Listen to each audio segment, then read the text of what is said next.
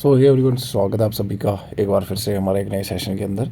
और आज हम यहाँ पे बात करने वाले हैं, जैसे आपने थंबनेल के अंदर देख लिया होगा, एजुकेशन टेक्नोलॉजी क्या है, ठीक है, इसका कंसेप्ट, इसकी नीड, इसका स्कोप एंड इसके जो डिफरेंट डिफरेंट फॉर्म्स हैं, जिसमें आपका तीन आपको फॉर्म्स इसकी देखने को मिलती हैं। लाइक टीचिंग टेक्नोलॉजी क्या होता है, इंस्ट्रक्शनल टेक्नोलॉजी क्या होता है और बिहेवियर टेक्नोलॉजी क्या होता है। सो ये सारे के सारे टॉपिक्स हम इसी वीडियो में कवर करने वाले हैं, ठीक है। और जो भी बच्चे बीएड कर रहे हैं, जम्मू यूनिवर्सिटी से कर रहे हैं, या जो भी इसके अंडर कॉलेजेस आते हैं, या फिर कश्मीर यूनिवर्सिटी से कर रहे हैं, या अलग अलग कहीं और यूनिवर्सिटी से कर रहे हैं, जीसीयू जो गवर्नमेंट कॉलेजेस हैं हमारे, वहाँ से कर रहे हैं, तो उन सभी के लिए ये एक बहुत इंपॉर्टेंट टॉपिक जो है वो रहने वाला है। और साथ में अगर कोई नेट की प्रिपरेशन भी कर रहा है तो उनके लिए भी एक इम्पॉर्टेंट टॉपिक है। तो स्टार्ट करते हैं आज का सेशन, जिसमें सबसे पहले अगर हम एजुकेशन टेक्नोलॉजी की बात करें तो जस्ट आपको इसके बारे में आइडिया तो होगा थोड़ा बहुत, ठीक है। जैसे आप समझ रहे हो टेक्नोलॉजी, एजुकेशनल मींस जब हम टेक्नोलॉजी का यूज़ करेंगे इन द फील्ड ऑफ एजुकेशन तो वो हमारा एजुकेशन टेक्नोलॉजी हो जाएगा।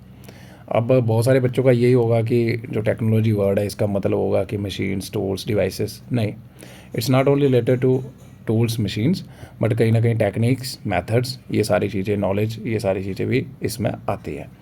सो कंसेप्ट की अगर हम बात करें तो वर्ड एजुकेशन टेक्नोलॉजी जो है ये कॉम्बिनेशन है, ठीक है, दो शब्दों से मिलकर बना हुआ है, एजुकेशन प्लस टेक्नोलॉजी।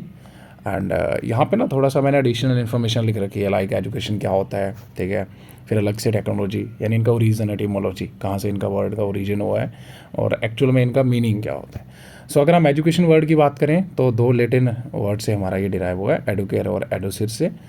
एडुकेयर का मतलब क्या होता है, देखो, केयर से समझ जाओ आप कि टू ब्रिंग अप करना, किसी का पालन पोषण करना, नरिश करना या रियर करना, ठीक है। और कहीं ना कहीं फोकस हमारा यहाँ पे ये होता है डेवलप करना और इम्प्रूव करना क्वालिटीज़, गुण किसके, इंडिविजुअल्स के, तो उसी को हम क्या कहते हैं, एडुकेयर, ठीक है। और एडुकेयर से ही जो है वो एजुकेशन वर्ड ड्राइव हुआ है हमारा। उसके बाद एडुसिर आता है, एक अगेन एक और लेटिन वर्ड है हमारा। तो एडुसिर का मतलब क्या होता है, to draw out or to lead for, मतलब कोई चीज़ बाहर निकालना, ठीक है, मतलब something already within a person में होता है, ठीक है, बस जस्ट हम उसको शेप करते हैं और उसको बाहर निकालते हैं, ठीक है। जैसे आपने पढ़ा होगा कि एजुकेशन जो है वो कहीं ना कहीं क्या करता है, शेप करता है बिहेवियर को। मतलब क्या हो गया कि सारी चीज़ें उसके अंदर है। जैसे एक मूर्तिकार जो होता है, एक मूर्ति बनाता है पत्थर में से, ठीक है, तो जस्ट उसको शेप करता है, बाकी तो सारी क्वालिटीज़ पत्थर के अंदर ही होती है ना। इन द सिमिलर वे में एजुकेशन भी जो है वो बच्चे के अंदर जो है वो जो भी पोटेंशियल होता है, ठीक है, उसको शेप करता है, ठीक है, उसको बाहर निकालता है, टू ड्रा आउट करना, तो ये एडुसियर का मतलब होता है, ठीक है। तो ये थोड़ा सा आपको लिखना है। फिर हमारा एक और वर्ड आता है एडुकेटम। एडुकेटम का मतलब क्या होता है, एक्ट ऑफ टीचिंग और ट्रेनिंग, यानी किसी को ट्रेनिंग देना या शिक्षण करने का ये जो एक्ट होता है, कार्य होता है, इसी को हम क्या कहते हैं, एडुकेटम, ठीक है। तो ये तीन वर्ड थे जहाँ से माना जाता है कि द वर्ड एजुकेशन जो है वो इंग्लिश वर्ड जो है वो डिराइव हुआ है, ठीक है। और मीनिंग क्या है इनके, ये आपको क्लैरिफाई हो गए होंगे। अब ये जो हमने तीन ऊपर अलग अलग वर्ड देखे जिनसे ओरिजिन हुआ है एजुकेशन वर्ड का, ये सुजेस्ट करता है कि एजुकेशन कहीं ना कहीं जो है वो नर्चरिंग भी करता है, ठीक है, और ड्राइंग आउट भी करता है जो भी हिडन पोटेंशियल होता है लर्नर का, ठीक है, और कहीं ना कहीं उसको इतना योग्य बनाता है कि वो पार्टिसिपेट कर सके अफेक्टिवली और एफिशिएंट तरीके से, कहाँ पे, समाज के अंदर। तो एजुकेशन क्या करता है, एजुकेशन जो है वो इंडिविजुअल का जो भी पोटेंशियल होता है, ठीक है, उसको जो है वो बाहर लेके आता है, ठीक है, और उसको बढ़ावा देता है, ठीक है। और जिससे क्या होता है कि जो भी हमारा लर्नर होता है, ठीक है, वो समाज में कहीं ना कहीं कंट्रीब्यूट करता है बाद में, और समाज के अंदर पार्टिसिपेट करता है एकदम प्रभावी तरीके से और एकदम एफिशिएंट तरीके से। तो ये थोड़ा सा आप लिख सकते हो। उसके बाद एजुकेशन की बात करें तो यहाँ पे देखो अलग अलग हमारे जो फिलासफर्स रहे, लाइक महात्मा गांधी हो गया, स्वामी विवेकानंद हो गया, प्लेटो हो गया, तो इन्होंने कुछ डेफिनेशंस दी थी, ये भी आप एक आधा लिखना चाहो तो लिख सकते हो। जैसे महात्मा गांधी का तो सबको पता होगा, by education I mean an all round drawing out of the best in child and man, body, mind and spirit, मतलब बेस्ट जो है वो बच्चे में से या उस माइंड में से जो है उसके बॉडी, माइंड और स्पिरिट में से जो है बेस्ट बाहर निकालना, ठीक है। और स्वामी विवेकानंद ने बोला था कि education is the manifestation of perfection already in man, कि जो परफेक्शन ऑलरेडी एग्जिस्ट करती है मैन के अंदर, जस्ट उसको मैनिफेस्ट करना है, ठीक है, उसको बढ़ावा देना, वही एजुकेशन है। और प्लेटो की बात करें, इन्होंने बोला कि education is the creation of sound mind in a sound body, ठीक है, एक हेल्दी माइंड जो है उसका क्रिएशन करना है एक हेल्दी बॉडी के अंदर, वही हमारा क्या है, एजुकेशन यानी शिक्षा है। तो ये प्लेटो ने कहा था। अगर आप इनमें से कोई डेफिनेशन, तो ये रटना पड़ेगा आपको ऐसा, ठीक है, तो इसको क्रैम कर लो इनमें से कोई एक। उसके बाद इंपॉर्टेंट एक और चीज़ आती है, यूनेस्को, ठीक है, तो ये एक आपका कंसेप्चुअल है, आप इसको लिखना चाहो तो रहने भी दे सकते हो, लेकिन आपको अंडरस्टैंडिंग होना ज़रूरी है इसकी। तो यूनेस्को जो हमारा united nation education scientific cultural organisation, 1996 Delors report सबको पता होगा, इन्होंने बोला कि एजुकेशन जो है वो कहीं ना कहीं 4 पिलर्स पे टिका हुआ है, जिसमें आपका आता है कि लर्निंग टू नो, मतलब सीखने जानने के लिए अधिगम, ठीक है, कोई चीज़ जानने के लिए, कोई चीज़ करने के लिए, ठीक है, आपको स्किल्स चाहिए, वो भी आप एजुकेशन से सीखते हो, ठीक है। लर्निंग टू बी मतलब ऐसा होने के लिए, जैसे आपका सोशली अगर आपको समाज के अंदर अच्छे से पार्टिसिपेट करना है तो आपका सोशल डेवलपमेंट होना बहुत ज़रूरी है। अगर आपको नॉलेजेबल बनना है तो आपका इंटेलेक्चुअल डेवलपमेंट होना ज़रूरी है। सो ये आपका इसमें आता है कि इंटेलेक्चुअल डेवलपमेंट, ठीक है, जिसको हम कोग्निटिव डेवलपमेंट भी कहते हैं, और वैसा बनने के लिए सीखना, ठीक है, और एक साथ रहने के लिए सीखना। तो ये 4 पिलर्स है, अगर आप इनको लर्न करना चाहते हो तो कर सकते हो। ये क्वेश्चन आपसे पूछा जा सकता है, एक जनरल क्वेश्चन है, ठीक है, कहीं भी पूछा जा सकता है, नेट वगैरह में जो एग्ज़ाम होता है। 1996 डिलॉयट रिपोर्ट, इन्होंने 4 पिलर्स दिए थे, ठीक है, ये आपको याद रखना है, learning to know, learning to do, learning to be and learning to live together. तो ये थोड़ा सा लिख सकते हो आप। सो अगर हम एक क्रक्स में बात करें, एजुकेशन का मतलब क्या होता है, होलिस्टिक डेवलपमेंट करना इंडिविजुअल की, यानी व्यक्ति क्या बोलेंगे इसको हम, सर्वांगीण विकास, यानी जो भी डोमेन्स होते हैं डेवलपमेंट के, जैसे शारीरिक रूप से विकसित करना, मेंटली, ठीक है, मानसिक रूप से, सोशली सामाजिक रूप, इमोशनली भावनात्मक रूप से, ठीक है, ताकि अच्छे से वो अपने इमोशंस को कंट्रोल कर पाए, रेगुलेट कर पाए, ठीक है, और स्पिरिचुअल डेवलपमेंट करना कैसे करेंगे हम, थ्रू कंटिन्यूस लर्निंग, निरंतर अधिगम करके, ठीक है, एंड एक्सपीरियंसेस से, और कहीं ना कहीं हम उसको इनेबल बनाएंगे, इतना योग्य बनाएंगे कि वो इफेक्टिवली एफिशिएंटली जो है वो रह सके और कहीं ना कहीं समाज में ह्यूमन प्रोग्रेस के लिए कंट्रीब्यूट कर सके। So this is what education, ठीक है। उसके बाद ये थोड़ा सा आप एजुकेशन के बारे में लिख दोगे कंसेप्ट, ठीक है। उसके बाद आपको टेक्नोलॉजी के बारे में अगर हम बात करें तो टेक्नोलॉजी वर्ड जो है वो हमारा ग्रीक रूट से ड्राइव हुआ है, ठीक है, जिसमें आपका टेक्ने प्लस लोगस, ये दो हमारे कम्बिनेशन से मिलके बने हैं। और टेक्ने का मतलब क्या होता है, देखो अर्लियर टाइम्स में जो टेक्नोलॉजी वर्ड है ना, ये यूज़ किया जाता था आर्ट क्राफ्ट के लिए या स्किल के लिए, ठीक है, लेकिन मॉडर्न अगर ईरा की बात करें तो ये थोड़ा साइंटिफिक अप्रोच की तरफ चला जाता है इसका मीनिंग, ठीक है। सो टेक्ने वर्ड का मीनिंग होता है आर्ट क्राफ्ट स्किल और मेथड ऑफ मेकिंग, यानी कोई चीज़ बनाने का जो तरीका होता है। लोगोस का मतलब आप सबको पता है स्टडी होता है, ठीक है। एंड अगर कंबाइंड दोनों शब्दों को मिला देते हैं हम, टेक्नोलॉजी या टेक्नोलॉजिया आप सुनते हो आजकल, ओरिजिनली इसका मतलब होता था systematic treatment of an art और क्राफ्ट, ठीक है, सिस्टमेटिक तरीके से जब हम किसी आर्ट या क्राफ्ट को बनाते हैं उसी को हम क्या कहते थे, टेक्नोलॉजी, यानी जो उसको बनाने का तरीका होता था, वे होता था। लेकिन आजकल इसका मीनिंग थोड़ा चेंज हो गया है, वो भी देखेंगे हम। या फिर हम बोल सकते हैं the study of skillful techniques, यानी जो भी स्किलफुल टेक्निक्स होती हैं उनकी स्टडी को हम क्या कहते हैं, technology. But by the 19th century इसका जो मीनिंग है ना टेक्नोलॉजी का, वो आपका चेंज हो जाता है, ठीक है, क्या हो जाता है, वो आपका चेंज हो जाता है एंड इवॉल्व हो जाता है as the practical application of science to industry and everyday life, ठीक है, मतलब जब हम प्रैक्टिकल जो है अप्लाई करते हैं, ठीक है, साइंस का इंडस्ट्री में या एवरीडे लाइफ में या ह्यूमन वेलबींग के लिए, अपने इन्वायरमेंट को मैनिपुलेट करने के लिए, उसी को हम क्या कहते हैं, टेक्नोलॉजी। तो ये थोड़ा सा आप जो है वो यहाँ पे लिख सकते हो इसके बारे में। उसके बाद या फिर दूसरे शब्दों में हम बात करें तो हम बोल सकते हैं कि टेक्नोलॉजी का मतलब होता है application of scientific knowledge for practical purposes, ठीक है, प्रैक्टिकल पर्पसेस के लिए साइंटिफिक नॉलेज का यूज़ करना, वही हमारा क्या है, टेक्नोलॉजी है, ठीक है। And it involve systematic use of, अब इसमें बहुत सारी चीज़ें आती है, लाइक आपका मैंने जब अभी बताया था कि टेक्नोलॉजी का मतलब यही नहीं है कि आप टूल्स मशीन्स, नहीं, इसमें मेथड्स भी आएंगे आपके, इसमें टेक्निक्स भी आएंगी आपकी, इसमें प्रोसेस भी आएगा, इसमें आपकी नॉलेज भी आएगी। तो मतलब ये अब सारी चीज़ों को अप्लाई कर रहे हैं, अब उसी को हम क्या कहते हैं, टेक्नोलॉजी।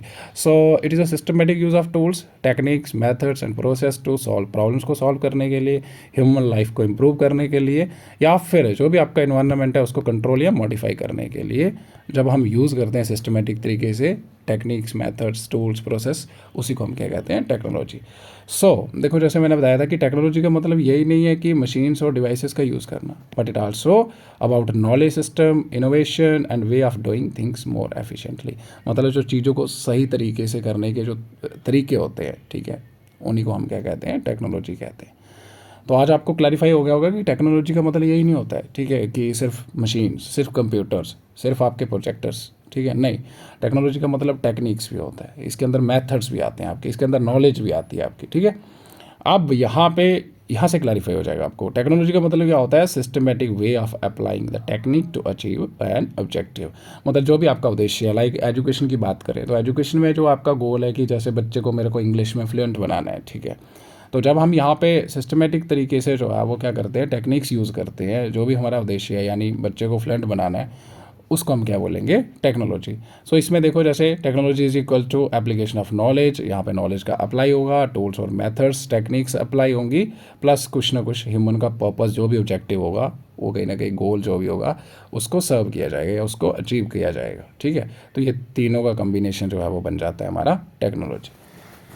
अब आपकी जो सिलेबस में है that is the educational technology का कंसेप्ट है। ठीक है, तो अभी आपको क्लैरिफाई हो जाएगा, आपको कुछ भी करने की ज़रूरत नहीं है, सिंप्लीफाई तरीके से आपको जस्ट जो मैंने ऊपर बताया बस उसको जोड़ना है।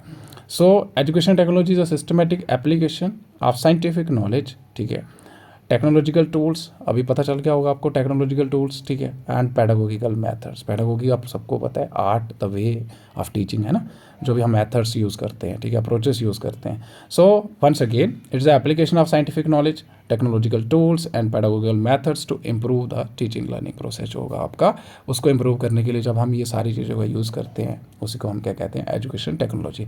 ये आता है थोड़ा ब्रॉडर कंसेप्ट यानी ब्रॉडर लेवल पे, लेकिन अगर हम सिंपल भाषा में बात करें तो इसका मतलब क्या हो गया, application of technology in the field of education. यानी जब हम एजुकेशन फील्ड में जो है वो टेक्नोलॉजी का यूज़ करते हैं उसी को हम क्या कहते हैं, एजुकेशनल टेक्नोलॉजी। जो भी एजुकेशन के रिलेटेड प्रॉब्लम्स होंगी उनको सॉल्व करने में, पॉलिसी बनाने में, ठीक है, बच्चे के हिसाब से इंस्ट्रक्शन मटेरियल तैयार करने के लिए, ठीक है, इवैल्यूएशन में अगर टेक्निक्स का यूज़ कर रहे हैं, टेक्नोलॉजी का यूज़ कर रहे हैं, वो हमारा शब्द क्या कहलाएगा, एजुकेशनल टेक्नोलॉजी। अब इसमें दोनों हार्डवेयर और सॉफ्टवेयर जिनको मेथड्स भी कहते हैं वो दोनों की दोनों चीज़ें कवर होती हैं, और अगर दोनों एक साथ यूज़ हो रहे हैं तो उसको हम बोलते हैं सिस्टम अप्रोच। ये आपने सुना होगा, जिसमें इनपुट प्रोसेस आउटपुट आएगा आपका। हार्डवेयर में देखो क्या मतलब क्या होता है इसका, हार्डवेयर होता है कोई भी ऐसी चीज़ जिसको हम टच कर सकते हैं जो फिजिकली एग्जिस्ट करता है, लाइक आपके कंप्यूटर्स हो गए, प्रोजेक्टर्स, मल्टीमीडिया, स्मार्ट बोर्ड, ठीक है। और सॉफ्टवेयर में आपके मेथड्स आ जाएंगे, लाइक इंस्ट्रक्शन डिज़ाइन क्या है आपका, ई लर्निंग प्लेटफॉर्म्स, जो आप ऐप्स यूज़ करते हो लाइक व्हाट्सएप यूज़ करते हो या फिर कोई बायजूस ऐप यूज़ करते हो, तो क्या है ये सारे के सारे सॉफ्टवेयर है ना, एप्लीकेशन सॉफ्टवेयर। ब्लेंडेड लर्निंग, ठीक है, ब्लेंडेड लर्निंग क्या होता है कि जब आप ऑनलाइन ऑफलाइन जो भी मोड है आप इन दोनों को एक साथ यूज़ करते हो, दैट इज़ ब्लेंडेड लर्निंग, है ना। उसके बाद education technology is not limited to gadgets, ये मैंने आपको बताया था कि it's not only related to use of machines and tool, but इसमें और भी सारी चीज़ें आती हैं, लाइक आप थ्योरीज आती है, like psychological theories, communication theories का भी यूज़ करते हो, ठीक है। साइकोलॉजिकल थ्योरीज कैसे कि जैसे अगर आप कोई एक पावर पॉइंट प्रेजेंटेशन तैयार कर रहे हो तो आप बहुत सारे जो पर्सपेक्टिव्स हैं उनको लेके चलते हो, यहाँ पे चीज़ों को कंसीडर करके चलते हो, लाइक बच्चे का लेवल क्या होगा, कौन सी क्लास को पढ़ाना है, ठीक है, क्या मेरा मेथड रहेगा, कहीं ना कहीं आप साइकोलॉजिकल थ्योरीज के बेसिस पे यहाँ पे चीज़ें तैयार करते हो। तो वही आ गया कि यहाँ पे थ्योरीज का भी यूज़ होता है, strategies and learning more meaningful.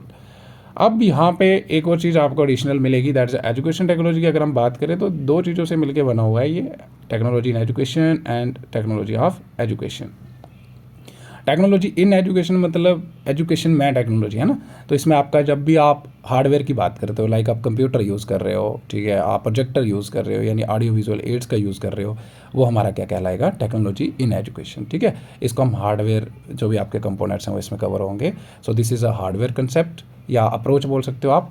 और टेक्नोलॉजी ऑफ एजुकेशन की बात करें तो मतलब एजुकेशन की टेक्नोलॉजी है ना, तो इसमें टेक्निक्स की बात होंगी, जो भी हम मेथड्स टेक्निक्स यूज़ करेंगे टीचिंग लर्निंग प्रोसेस में, और ये सॉफ्टवेयर एस्पेक्ट आपका कहलाएगा, ठीक है।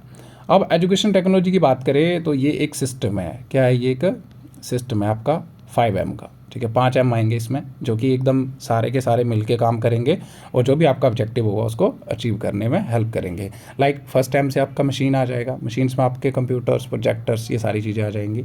मटेरियल आ जाएगा, ठीक है, जो भी कंटेंट होगा आपका। मैन आ जाएगा आपका, ठीक है, टीचर स्टूडेंट्स वगैरह आ जाएंगे। मीडिया आ जाएगा, कैसे आप उसको प्रेजेंट करोगे, ठीक है, एंड मेथड्स कौन सा यूज़ करोगे, ये सारी चीज़ें आपकी आ जाएंगी 5M, ठीक है। और जो कि मैंने आपको अभी बताया कि एक साथ काम करते हैं और कहीं ना कहीं ये एक दूसरे के ऊपर क्या होते हैं, इंटरडिपेंडेंट होते हैं, ठीक है, और एक साथ काम करेंगे for the fulfilment of specific learning या एजुकेशन, जो भी आपका ऑब्जेक्टिव होगा उसको अचीव करने के लिए। अब कंसेप्ट ऑफ एजुकेशन टेक्नोलॉजी जो है उसको हम 3 तरीके से समझ सकते हैं, आपको क्लैरिफाई हो गया होगा, जिसमें हम ना जनरली डिवाइड करते हैं education technology 1, education technology 2, education technology 3। अब एजुकेशन टेक्नोलॉजी 1 जो है ये हमारा हार्डवेयर एस्पेक्ट है, या हार्डवेयर अप्रोच बोल सकते हो, जिसमें हम सिर्फ किसकी बात करते हैं, आपकी हार्डवेयर जो कंपोनेंट्स होते हैं उनकी बात करते हैं, लाइक आपका प्रोजेक्टर, कंप्यूटर्स, वो आपका क्या कहलाता है, educational technology 1. So it refers to the use of physical sciences and engineering based technologies to support and enhance instruction. या आप सिंपली बोल सकते हो कि जब हम फिजिकल साइंस और इंजीनियरिंग बेस्ड टेक्नोलॉजी का यूज़ करते हैं in the field of education, वो आपका कहलाता है educational technology 1. Engineering based technology क्यों लिखा है यहाँ पे, देखो आपका कंप्यूटर है तो कंप्यूटर में क्या होता है, इंजीनियरिंग साइंस का यूज़ होता है, फिजिकल साइंस का यूज़ होता है, ठीक है, क्योंकि आपको कंप्यूटर डिज़ाइन करना है, या फिर आपको अगर कोई एक एप्लीकेशन बोल सकते हो आप इसमें प्रोजेक्टर तैयार करना है, ठीक है. उसके बाद एजुकेशन टेक्नोलॉजी 2 जो है ये आपका सॉफ्टवेयर अप्रोच या सॉफ्टवेयर एस्पेक्ट होता है, ठीक है, जिसमें हम सिस्टम्स, मेथड्स, ठीक है, साइकोलॉजिकल साइंटिफिक प्रिंसिपल्स की बात करते हैं. So it refers to the application of psychological and scientific principles methods to the process of teaching. Like आप देखो, आपने कंप्यूटर तो आपके पास आ गया, ठीक है, अब आपको पावर पॉइंट प्रेजेंटेशन तैयार करनी है, ठीक है, या फिर आपको कोई एक एनिमेशन वीडियो तैयार करनी है, तो वहाँ पे आप क्या ऐसे बना दोगे क्या एनिमेटेड वीडियो, या ऐसे ही पावर पॉइंट प्रेजेंटेशन तैयार कर दोगे क्या, नहीं. आप जो है वो यहाँ पे बच्चे का जो साइकोलॉजिकल लेवल होगा, ठीक है, सबसे पहले वो देखोगे कि मेरे को कौन सी क्लास को पढ़ाना है, मेरे को कौन सी क्लास के लिए कंटेंट तैयार करना है, ठीक है. तो कहीं ना कहीं आप साइकोलॉजिकल जो प्रिंसिपल्स होंगे, जो साइंटिफिक लर्निंग थ्योरीज होंगी या प्रिंसिपल सिद्धांत होंगे, उनका यहाँ पे आप यूज़ करोगे, ठीक है. तो वो आपका क्या कहलाता है, एजुकेशन टेक्नोलॉजी 2. फिर आपका एजुकेशनल टेक्नोलॉजी 3 आ जाता है, जिसको हम सिस्टम अप्रोच भी कहते हैं. अब यहाँ पे दोनों के दोनों जो आप पढ़ रहे थे, educational technology 1 plus education technology 2. 1 में क्या देखा हमने, hardware like engineering based technologies देखी, फिजिकल साइंस की बात करी, और 2 में आपने मेथड्स, साइकोलॉजिकल साइंटिफिक थ्योरीज की बात करी, ठीक है, या प्रिंसिपल्स की बात करी. तो जब हम दोनों को कंबाइन या इंटीग्रेटेड तरीके से यूज़ करेंगे तो वो आपका क्या हो जाएगा, एजुकेशन टेक्नोलॉजी 3, ठीक है. सो मॉडर्न पर्सपेक्टिव में क्या होता है, अब मॉडर्न ईरा की बात करें तो वहाँ पर ऐसा तो है नहीं कि सिर्फ कंप्यूटर यूज़ किया जाएगा, कंप्यूटर के साथ साथ आपका क्या यूज़ किया जाएगा, कंटेंट भी तैयार किया जाएगा, ठीक है, वहाँ पे पढ़ाने के तरीके भी यूज़ किए जाएंगे, ठीक है, कंप्यूटर का यूज़ करके. तो वो आपका क्या कहलाएगा, एजुकेशन टेक्नोलॉजी 2. जब हम दोनों का यूज़ कर रहे हैं एकदम इंटीग्रेटेड तरीके से, तो उसको हम क्या बोलेंगे, सिस्टम अप्रोच या education technology 3. So which integrate both physical engineering aspect यानी एजुकेशन टेक्नोलॉजी 1 को भी, और psychological and scientific aspect education technology 2. तो जब हम दोनों को एक साथ इंटीग्रेट तरीके से यूज़ करते हैं तो वो आपका क्या कहलाता है, एजुकेशन टेक्नोलॉजी 3, जिसको हम सिस्टम अप्रोच कहते हैं, ठीक है. ये भी टॉपिक कवर करेंगे, बहुत ईजी टॉपिक है ये भी, और नेक्स्ट यूनिट के अंदर है ये, ठीक है. अब कुछ डेफिनेशंस आपको यहाँ पे देखने को मिलेंगी. सबसे पहले अगर हम बात करें सबसे पहले आपका आता है एसएस कुलकर्णी, ठीक है. तो एसएस कुलकर्णी कहते हैं कि education technology may be defined as a application of laws as well as recent discoveries of science and technology to the process of education. तो ये भी एक सिंपल सा डेफिनेशन है कि जब हम अप्लाई करते हैं, ठीक है, किसको, लॉज को, और जो भी रिसेंट डिस्कवरीज हो रही हैं साइंस या टेक्नोलॉजी के अंदर, जब हम उनका यूज़ करते हैं to the process of education, उसी को हम क्या कहते हैं, एजुकेशन टेक्नोलॉजी. तो ये सिंपल सी डेफिनेशन रटनी पड़ेगी आपको, ठीक है. उसके बाद के मित्रा की बात करें, इन्होंने बोला education technology can be conceived as a science of techniques. मतलब इसको हम मान सकते हैं कि एक साइंस है किसकी, टेक्निक्स की, मेथड्स की, जिसके थ्रू हम क्या करते हैं, जो भी हमारे एजुकेशन गोल हैं उनको रियलाइज करते हैं, ठीक है. ये याद रखना आप. तो ये के मित्रा ने डेफिनेशन दी थी, और 2 सिंपल डेफिनेशन यहाँ पे लिख रखी हैं. फॉरेन अथर्स या फिलोसफर्स की भी डेफिनेशंस थी, तो वो थोड़ा ऐसे थी, ठीक है, तो डिफिकल्ट लैंग्वेज, तो मैंने सोचा कि आपको सिंपल भाषा में जो डेफिनेशन मिल रही हैं वो यहाँ पे आपको प्रोवाइड की जाए. अभी जो करेक्टरिस्टिक्स है हमारे एजुकेशन टेक्नोलॉजी के, वो क्या क्या हो सकती है, क्या क्या क्वालिटीज़, गुण, या क्या क्या देखने को मिलता है आपको इसके अंदर. तो एक स्ट्रक्चर्ड एंड सिस्टमेटिक प्रोसेस होता है आपका. ये देखो, जब भी आप कोई यूज़ कर रहे हो एजुकेशन टेक्नोलॉजी या टेक्निक्स का या मेथड्स का in the field of education, तो सबसे पहले आपका रहता है कि एनालाइज करते हो आप सिचुएशंस को. इसमें बहुत सारी चीज़ें आती हैं आपकी, जैसे आपने पढ़ा होगा टास्क एनालिसिस, कंटेंट एनालिसिस, बच्चे का जो प्रीवियस नॉलेज है उसका एनालिसिस, ठीक है. फिर आप डिज़ाइन करते हो, डेवलपमेंट करते हो, फिर बाद में आप इम्प्लीमेंट करते हो, ठीक है. डिज़ाइन में आपका वही आ जाएगा कि आप ऑब्जेक्टिव सेट करोगे, ठीक है, उसी हिसाब से फिर आप कंटेंट तैयार करोगे, डेवलपमेंट करोगे, फिर उसको इम्प्लीमेंट करोगे, टीचिंग लर्निंग होगी, एंड देन लास्ट में इवैल्यूएशन यानी मूल्यांकन भी करोगे कि जो हमारा ऑब्जेक्टिव था वो अचीव हुआ कि नहीं हुआ. सो it is a systematic and structured, यानी एक पर्टिकुलर स्ट्रक्चर होता है इसका, ठीक है, और लॉजिकल तरीके से चीज़ें चलती हैं. आप ऐसा तो नहीं है कि डिज़ाइन करने के बाद एनालिसिस करोगे, नहीं, पहले एनालाइज करोगे आप, फिर डिज़ाइन करोगे. तो ये इस तरीके से क्रमांकित चीज़ें चलती हैं, यानी लॉजिकल वे में.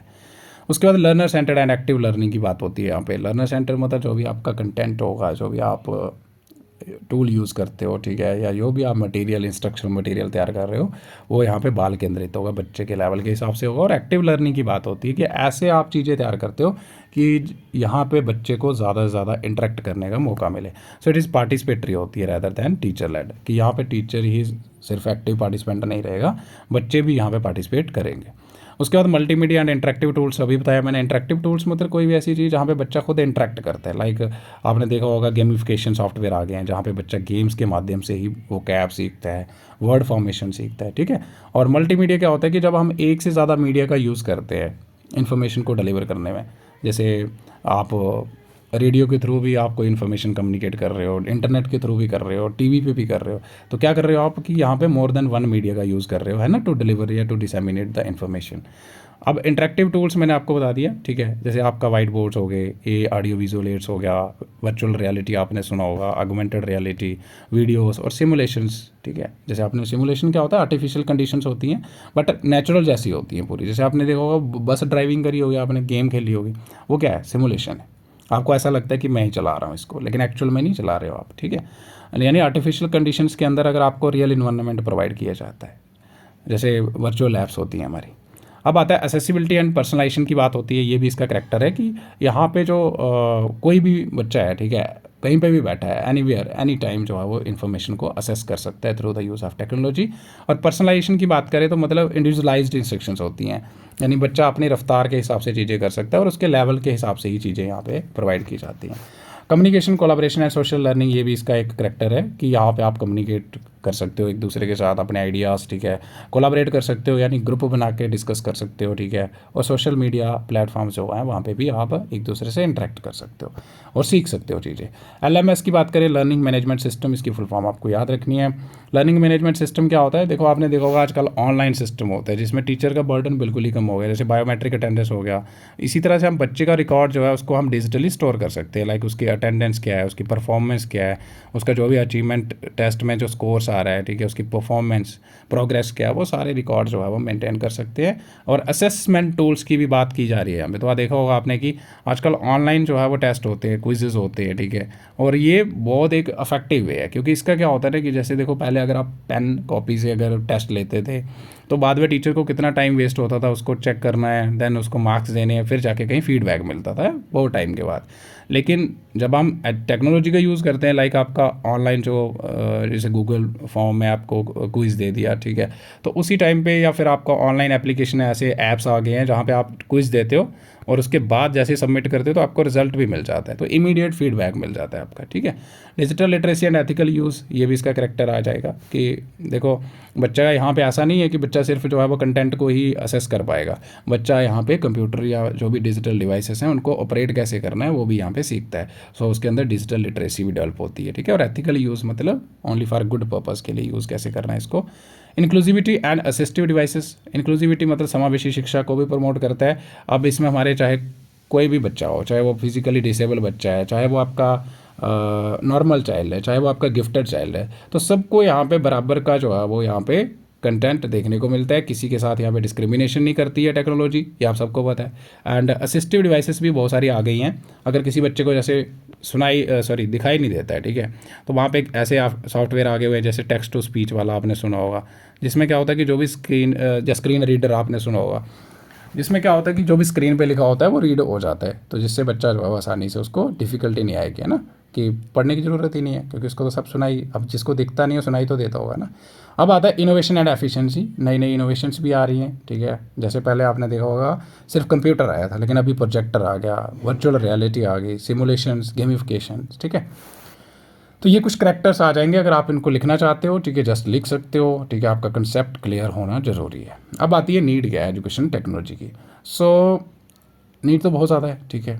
अगर आप देखो कि एजुकेशन टेक्नोलॉजी जो है या टेक्नोलॉजी के आने से आपका जो एजुकेशन है वो टोटली रेवोल्यूशनाइज हो गया है, ठीक है। आपको आपका जो पहले पैसे वेस्ट होते थे, आपका जो बुक्स खरीदनी पड़ती थी, ठीक है, आपको फिज़िकली जाना पड़ता था, अब आप कहीं पे भी बैठ के कुछ भी कर सकते हो, ठीक है।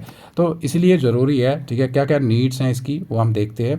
तो सबसे पहले अगर आपको engagement and making learning enjoyable, ठीक है, देखो पहली चीज़ ऐसे याद रखो आप कि जो हमारा एजुकेशन टेक्नोलॉजी है ना, ये क्या करता है, बच्चों की इंगेजमेंट को बढ़ाता है कि बच्चे इंगेज रहते हैं। जैसे अगर आपके सामने एनिमेशन वीडियो लग रखी है, ठीक है, तो आपका इंटरेस्ट भी बढ़ता है, आपके अंदर मोटिवेशन भी आती है, ठीक है।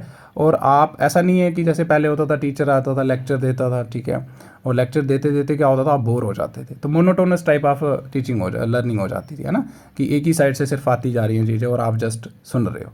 लेकिन ये ऐसा नहीं है, एजुकेशन टेक्नोलॉजी में बच्चा इंटरेक्ट भी करता है। लाइक देखो यहाँ पे डिजिटल टूल्स, जैसे गेमिफिकेशन हो गया, गेम्स के थ्रू आपने देखा होगा कि वर्ड फॉर्मेशन ऐसे करके बने होते हैं, ठीक है, वहाँ पे लेटर्स लिखे होते हैं, आप उस पर लाइन मारते हो, वर्ड बनाते हो, ठीक है। मल्टीमीडिया कंटेंट, ठीक है, आप टेक्सचुअल कंटेंट देख सकते हो, ऑडियो कंटेंट देख सकते हो, ठीक है। एंड इंटरेक्टिव सिमुलेशन जो हैं वो कहीं ना कहीं ट्रांसफॉर्म कर दिया है उन्होंने लर्निंग को इनटू डायनामिक एक्सपीरियंस, कि बच्चा साथ में चीज़ों को एक्सपीरियंस भी कर सकता है, जैसे वर्चुअल रियलिटी, ठीक है, वर्चुअल लैब्स होती है हमारी। और कहीं ना कहीं इससे बच्चों की जो अटेंशन है वो भी बढ़ेगी, बच्चे अटेंटिव होकर देखेंगे चीज़ों को, जैसे एनिमेटेड वीडियो लग रखी है, और मोटिवेशन भी बढ़ेगी। और this interactive approach deepens understanding and retention. इससे क्या होगा, जब बच्चे साथ में सुन भी रहे हैं, पढ़ भी रहे हैं, देख भी रहे हैं चीज़ों को कैसे हो रही हैं, तो इससे क्या होगा, उनकी अंडरस्टैंडिंग और रिटेंशन बढ़ेगी। That's why education technology is needed, इसीलिए हमें इसकी ज़रूरत है एजुकेशन टेक्नोलॉजी की। अब आया आपको समझ। उसके बाद सेकंड पॉइंट की बात करें, enabling personalised and adoptive learning. अब आपको पता है कि यहाँ पे हम बच्चे की नीड के हिसाब से कंटेंट तैयार कर सकते हैं, ठीक है, और बच्चे को जैसे समझ आ रही है बच्चा वैसे अडॉप्ट कर सकता है। अगर उसको पढ़ के देख के टेक्स्ट समझ आ रहे हैं तो टेक्सचुअल पढ़ सकता है, अगर उसको देख के समझ आ रहा है तो वो वीडियो वगैरह देख के कर सकता है, ठीक है। So adaptive education platform tailor content to each learner space and ability, ये मैंने अभी बताया ना आपको कि बच्चे के हिसाब से, ठीक है। एंड कि यहाँ पे हम कंटेंट को क्या कर सकते हैं, टेलर कर सकते हैं, पर्सनलाइज कर सकते हैं। और डिलीवरिंग इमीडिएट फीडबैक भी मिल जाता है, जैसे अगर आप क्विज अटैम्प्ट कर रहे हो उसी के बाद आपको इमीडिएट जो है रिजल्ट मिल जाएगा उसका।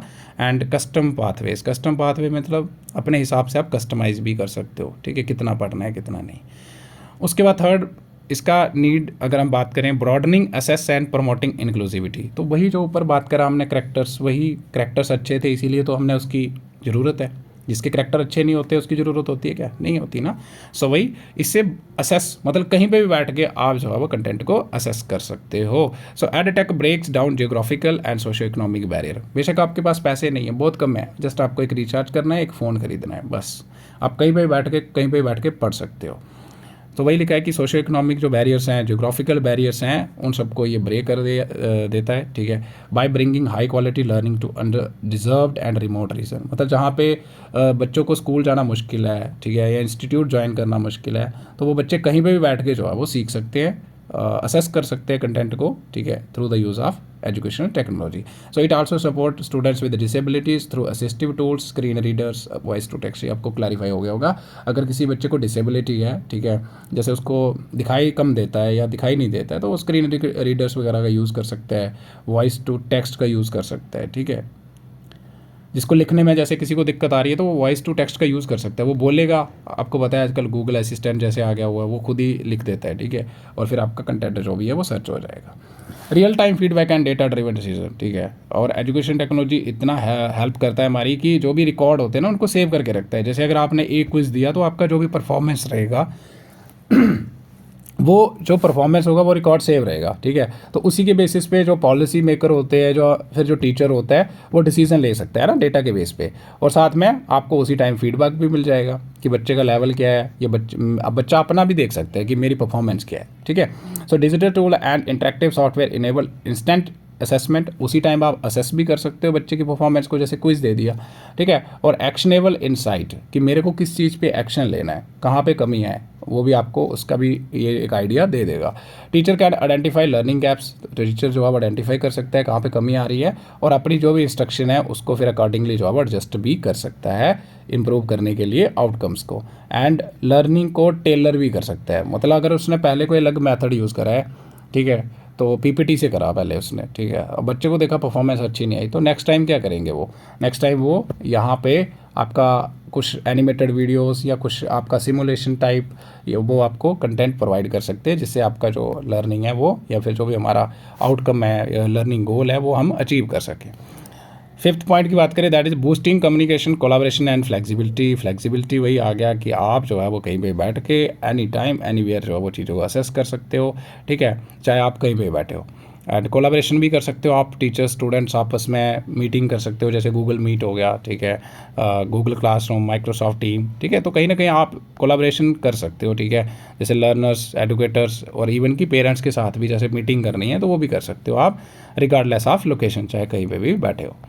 उसके बाद आता है improving efficiency through automation and time saving. Automation देखा होगा, ऑटोमेटिक डिवाइसेस आ गई हैं, तो वही लिखा है कि एडटेक जो है वो स्ट्रीमलाइन करता है टास्क को, ठीक है, मतलब एकदम सही तरीके से, जैसे ग्रेडिंग, अटेंडेंस ऑनलाइन, ठीक है, लेसन प्लान कर सकते हो आप डिजिटल टूल का यूज़ करके, जिससे क्या होगा कि जो टीचर होगा, जो पहले रजिस्टर मेंटेन करने में टाइम वेस्ट हो रहा था या एडमिनिस्ट्रेटिव टास्क में टाइम वेस्ट हो रहा था, अभी उसका टाइम यहाँ पे बच जाएगा और वो टाइम जो है वो कहाँ दे देंगे, टीचिंग में, रादर दैन एडमिनिस्ट्रेटिव टास्क। तो मतलब कहीं ना कहीं उनका टाइम भी बचेगा। जैसे पहले क्या होता था, टीचर्स आते थे, उनको अटेंडेंस लगानी पड़ती थी रजिस्टर्स में, बच्चों की अटेंडेंस। आजकल ऐसा नहीं है, आजकल आपको पता होगा, आजकल जो प्राइवेट स्कूल्स है वहाँ पर बच्चों की भी बायोमेट्रिक अटेंडेंस होती है, ठीक है। तो टीचर का जो काम होता था, जो बर्डन होता था उस पर, वो अब कम हो गया है। तो जिससे क्या होगा, टीचर के पास टाइम अच्छा खासा होगा और वो जो टाइम पहले एडमिनिस्ट्रेटिव टास्क में दे रहे थे टीचर्स, अब वो यहाँ पे टीचिंग में दे सकते हैं, ठीक है। उसके बाद 7 पॉइंट की बात करें, डेवलपिंग डिजिटल लिटरेसी, ये मैंने अभी बताया था, ठीक है, कि बच्चा यहाँ पे सिर्फ कंटेंट को ही असेस नहीं करता है, वीडियोस ही नहीं देखता है, बल्कि कंप्यूटर्स या मशीन्स को कैसे ऑपरेट करना है वो भी यहाँ पे सीखता है, जिससे उसकी डिजिटल लिटरेसी भी बढ़ती है और फ्यूचर के लिए जो भी स्किल्स रिक्वायर्ड होंगी उसको, यानी जो भी आपका डिजिटल आप बोल सकते हो टेक्नोलॉजी का जो कैरियर होते हैं हमारे, ठीक है, जैसे कहीं पे कंपनीज होती हैं वहाँ पे आपको कंप्यूटर का काम मिल सकता है, ठीक है, वहाँ पे आपको एज ए क्लर्क का काम मिल सकता है, ठीक है, आपको एक्सेल शीट्स तैयार करनी है वहाँ पे जाके। तो ये कहीं ना कहीं जो एजुकेशन टेक्नोलॉजी है, ये बच्चे को जो है वो स्किल्स भी सिखाता है कि आपको कैसे ऑपरेट करना है इनको, ठीक है। So early exposure to digital tools equip करता है बच्चों को टेक्निकल और क्रिटिकल थिंकिंग स्किल्स के साथ, जो कि कहीं ना कहीं मॉडर्न वर्क प्लेसेस में आजकल ज़रूरी है। एडटेक बिल्ड डिजिटल एफ्लुएंसी, अच्छे से टूल्स को ऑपरेट करना और लर्नर को प्रिपेयर करता है for technological driven career and life के लिए भी तैयार करता है, ठीक है, थ्रू स्किल्स। उसके बाद आता है आपका ब्लेंडेड एंड डिस्टेंस लर्निंग। ये आपको पता है ब्लेंडेड क्या होता है, जब हम ऑनलाइन प्लस ऑफलाइन दोनों यानी फेस टू फेस मेथड का यूज़ करते हैं टीचिंग लर्निंग के लिए। और डिस्टेंस लर्नर जो होते हैं आपके घर बैठ के, ठीक है, कहीं जाने की ज़रूरत नहीं है, ठीक है। So blended and online learning models offer the benefit of learning any time anywhere. आप कहीं पे भी सीख सकते हो बैठ के, कहीं पे भी, कभी भी, और जिससे क्या होता है कि आपका एजुकेशन जो है वो कहीं ना कहीं मोर रिस्पॉन्सिव बन जाता है to varying schedules and personal circumstances, ठीक है। जैसे अगर आपके पास अभी टाइम नहीं है, ठीक है, लेकिन अगर आप रेगुलर करते हो तो वहाँ पे क्या होता है कि आपको उसी टाइम क्लास लगानी होगी, ठीक है। बेशक आप कहीं पे कुछ बिजी, बहुत अर्जेंट काम आ जाता है, ठीक है, तो आपका क्लास मिस हो सकता था, लेकिन यहाँ पे एडटेक के कारण क्या होता है कि आप रिकॉर्डेड वीडियोस देख सकते हो अपनी फ्लेक्सिबिलिटी के हिसाब से, ठीक है, जब भी आपको टाइम लगे। They also reduce reliance on physical infrastructure and printed material. जैसे पहले बुक्स होती थी, हमें बुक्स लेनी ही पड़ती थी क्योंकि हमारे पास चॉइस नहीं होती थी, लेकिन जब से टेक्नोलॉजी आया तो आप कहीं पे भी उसकी पीडीएफ, जैसे एनसीईआरटी बुक्स है, आप कहीं पे भी जितनी जो मर्जी एनसीईआरटी पढ़ लो, आप ऑनलाइन कहीं पे भी बैठ के पढ़ लो, ठीक है। सो वही कि जो हमारा, जब हम डिपेंड होते थे पहले फिजिकल इंफ्रास्ट्रक्चर पे या प्रिंटेड मटेरियल पे, उसको भी ये कम करते हैं कि आपको इस पर ये बुक्स वगैरह खरीदने की ज़रूरत नहीं पड़ती है। ये आपको हो गया, ठीक है, flexibility through blended and distance learning, ये मैंने बता दिया। अब आता है स्कोप क्या है एडटेक का। देखो स्कोप की बात करें, स्कोप होता है दायरा, ठीक है, कौन कौन से एरियाज, कौन कौन से फील्ड कवर होते हैं एजुकेशन टेक्नोलॉजी के अंदर, तो आपके हर एक आएगा, ठीक है, टीचर से लेके स्टूडेंट, लर्नर वही हो गया हमारा, assessment, evaluation, instruction design, lesson planning, policy making, वो सारी चीज़ें आपकी स्कोप के अंदर आ जाएंगी, ठीक है। सो स्कोप ऑफ एडटेक जो है वो बहुत ज़्यादा वास्ट है, ठीक है, और इसमें आपका पर्सनलाइज लर्निंग देखने को मिलता है, आपका असेसिबिलिटी बढ़ती है, ठीक है, टीचिंग मेथड जो है वो आपके इंप्रूव होते हैं,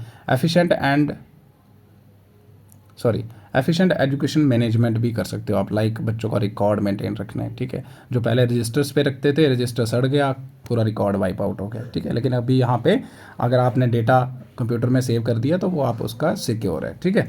सो कुछ यहाँ पे पॉइंट्स दे रखे हैं कि क्या क्या इसके स्कोप्स हो सकते हैं एडटेक के। सो सबसे पहले इंप्रूविंग टीचिंग एंड लर्निंग, ठीक है, ये इसका पहला स्कोप है कि आपका जो टीचिंग और लर्निंग है वो कहीं ना कहीं इंप्रूव होगा। कैसे? Use of multimedia, simulations, interactive tools to make learning engaging and effective, ठीक है।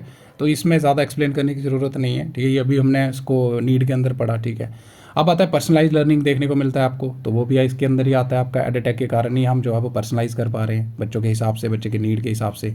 जैसे आर्टिफिशियल इंटेलिजेंस आ गया, ठीक है, अडाप्टिव सिस्टम टेलर करते हैं कंटेंट को एज पर पेस, ठीक है, and content and feedback to individual learner needs. वही आ गया कि जो भी बच्चे की व्यक्तिगत नीड्स हैं, ठीक है, उसके हिसाब से यहाँ पे हम कंटेंट को जो है वो तैयार कर सकते हैं, तो ये भी स्कोप के अंदर आ जाएगा। असेस एंड इंक्लूसिविटी, कहीं पे भी बैठ के, ठीक है, रिमोट लर्नर जो है वो बच्चा यहाँ पे कहीं पे भी बैठ के असेस कर सकता है कंटेंट को, ठीक है।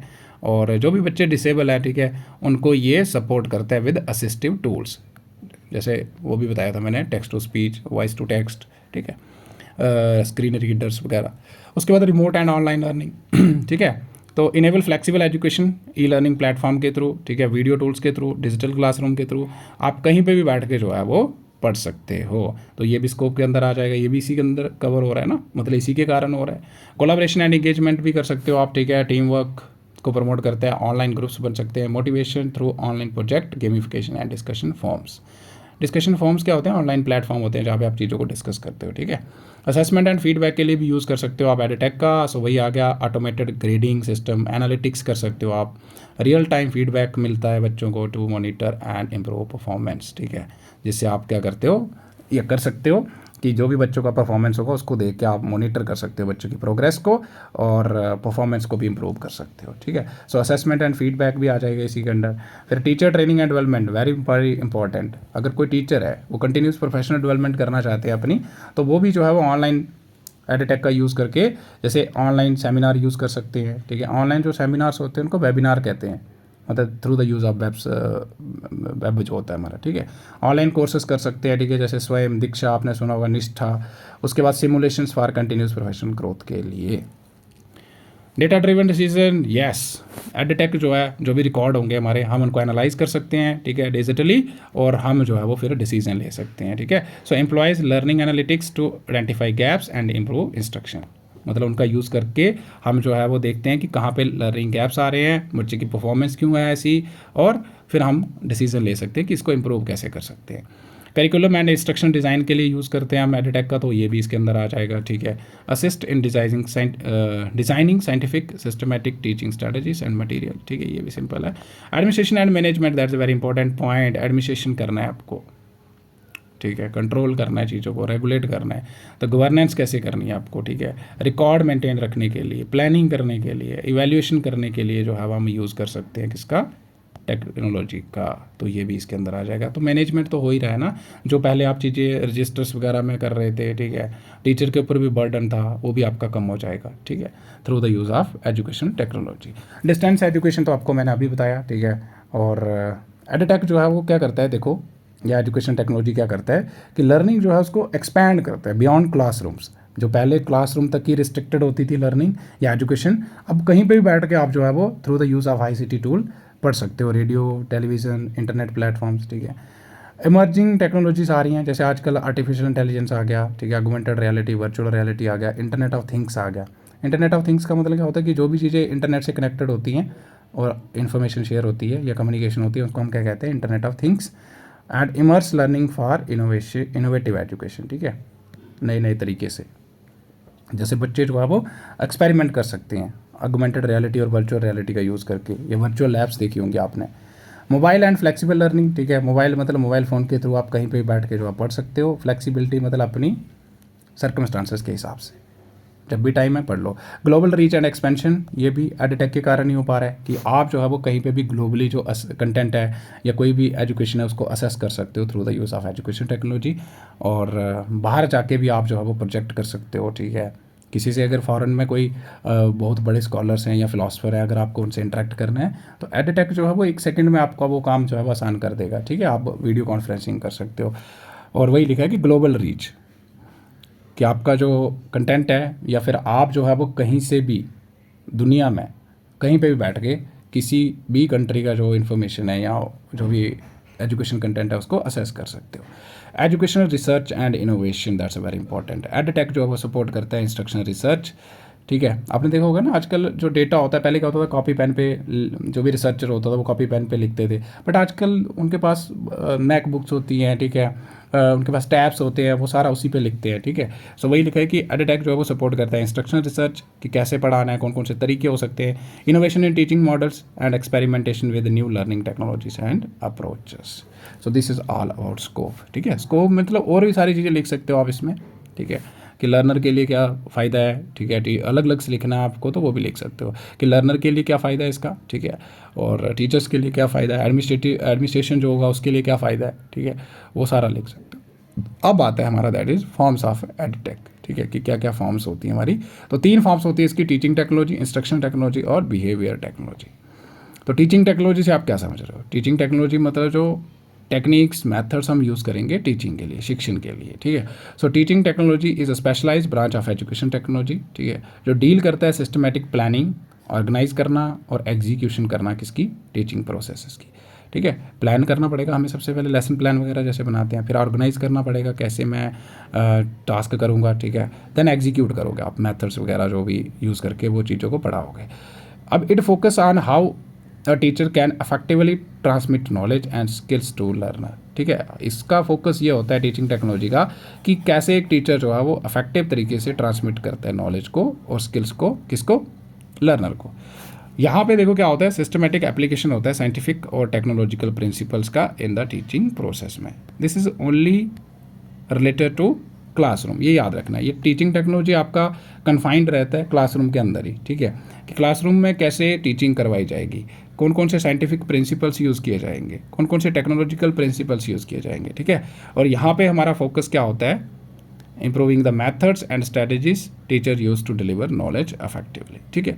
कंपोनेंट्स क्या क्या होते हैं आपके टीचिंग टेक्नोलॉजी के, तो यहाँ पे एक टीचर होगा, लर्नर होंगे, कंटेंट होगा, मेथड्स एंड मीडिया होगा और इवैल्यूएशन होगी आपकी, ठीक है। सो टीचर जो है वो यहाँ पे ऑर्गेनाइजर होते हैं जो लर्निंग को ऑर्गेनाइज करेंगे, प्लानर हो सकते हैं, गाइड हो सकते हैं, मोटिवेटर हो सकते हैं, इवैल्यूएटर भी हो सकते हैं।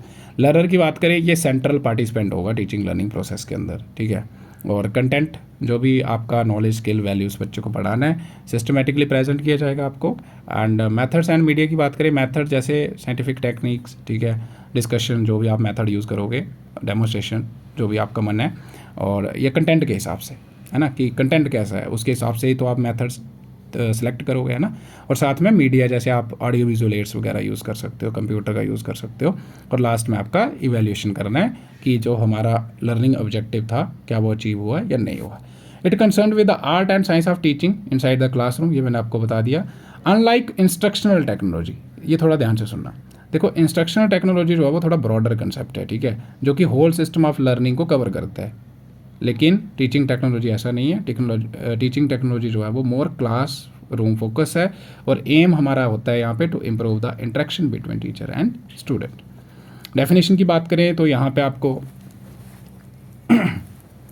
कोई एक तो डेफिनेशन कर लेनी है, ठीक है, 2 ही लिखी होंगी यहाँ पे। जैसे पासी जो है वो कहते हैं कि teaching technology is the application of psychological principle of learning to the teaching process में, मतलब साइकोलॉजिकल प्रिंसिपल जो है उनका यूज़ करना लर्निंग में,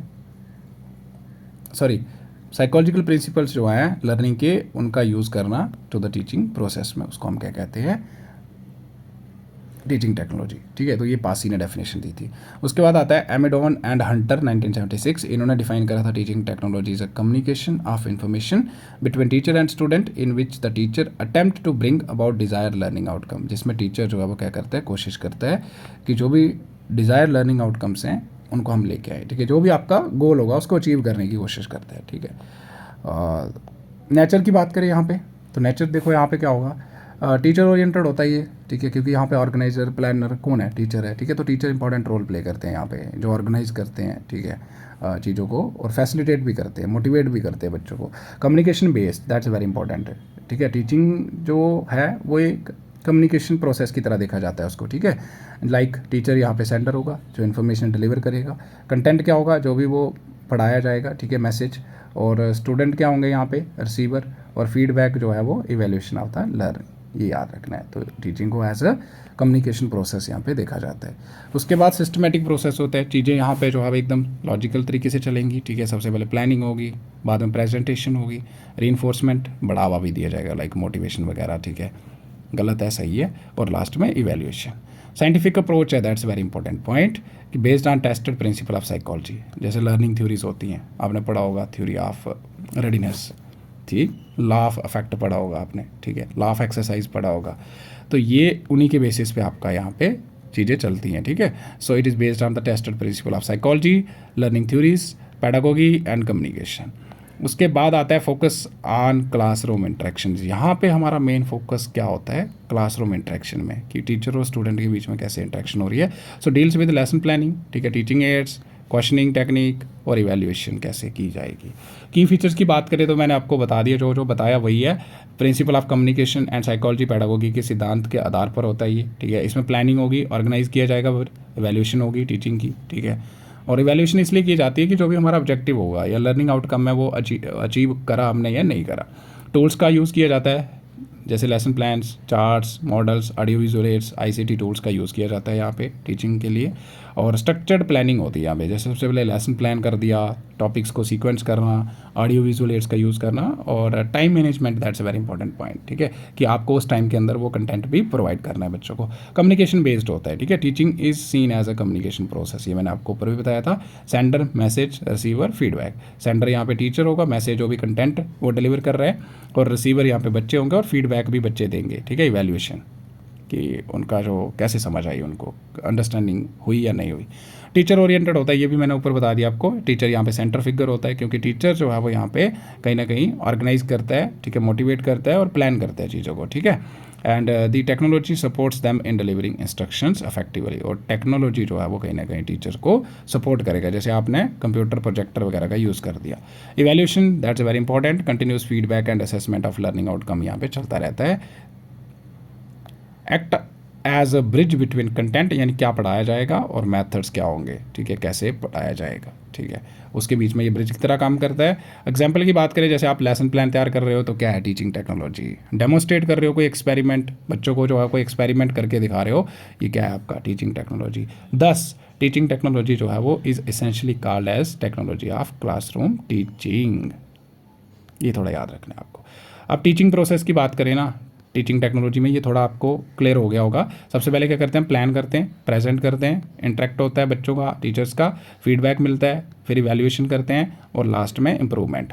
और अगर इम्प्रूवमेंट की ज़रूरत नहीं है तो आपका जो ऑब्जेक्टिव होगा वो अचीव हो गया है, तो इसके बाद आप नया टॉपिक पे शिफ्ट हो जाओगे। तो प्लानिंग फेज़ की बात करें तो यहाँ पे क्या होता है कि सबसे पहले आप ऑब्जेक्टिव जो भी उद्देश्य है उसको यहाँ पे डिफाइन करते हो, लेसन प्लान तैयार करते हो, अरेंज करते हो टीचिंग एड्स को। फिर आपका प्रेजेंटेशन होगा, जहाँ पे टीचर प्रेजेंट करेगा, कंटेंट डिलीवर करेगा, लेसन अप्रोप्रिएट मेथड और मीडिया का यूज़ करके, ठीक है, मीडिया मीन्स वही ऑडियो विजुअल एड्स का यूज़ करके। इंटरेक्शन फेज़ में क्या होगा कि बच्चा जो है वो यहाँ पे इंगेज होगा, जैसे थ्रू क्वेश्चनिंग, क्वेश्चन आंसर करके, ठीक है, डिस्कशंस आपस में, एक्टिविटीज़ करवा सकते हो आप उससे। फीडबैक एंड इवैल्यूएशन फेज़ में क्या होगा कि अब हम ये देखेंगे कि जो हमारा ऑब्जेक्टिव है वो अचीव हुआ कि नहीं हुआ, ठीक है। और इम्प्रूवमेंट फेज़ में हम क्या करेंगे, बेस्ड ऑन द फीडबैक हम यहाँ पे देखेंगे कि कहाँ कहाँ कमियाँ जो है वो, यहाँ बेस्ड ऑन इवैल्यूएशन कहाँ पर कमियाँ रह गई, क्यों हमारा ऑब्जेक्टिव जो है वो अचीव नहीं हुआ, ठीक है। सो उसी के बेसिस पे हम क्या करेंगे, अपनी स्ट्रैटेजीज जो है उनको मॉडिफाई करेंगे based on feedback for better result.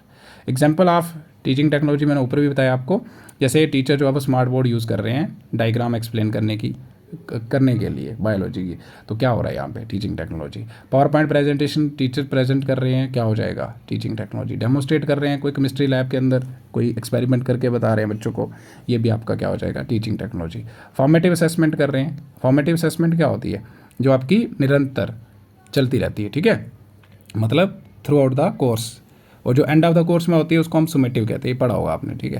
जैसे quiz, exit slip, exit slip पता है क्या होती है, एग्जिट स्लिप होती है जब आपकी क्लास खत्म होती है ना, तो जब टीचर पढ़ा के ख़त्म कर देते हैं टॉपिक को, तो फिर आपसे वो कुछ क्वेश्चंस पूछते हैं कि बताओ मैंने क्या पढ़ाया आज, है ना, दैट इज़ एग्जिट स्लिप, ये याद रखना। उसके बाद एडवांटेजेस क्या हैं इसके, देखो साइंटिफिक था, हमने पढ़ा कि साइंटिफिक सिस्टमेटिक तरीके से चीज़ें चलेंगी, तो वही है कि टीचिंग जो है मोर सिस्टमेटिक एंड ऑर्गेनाइज यहाँ पे होती है, ठीक है।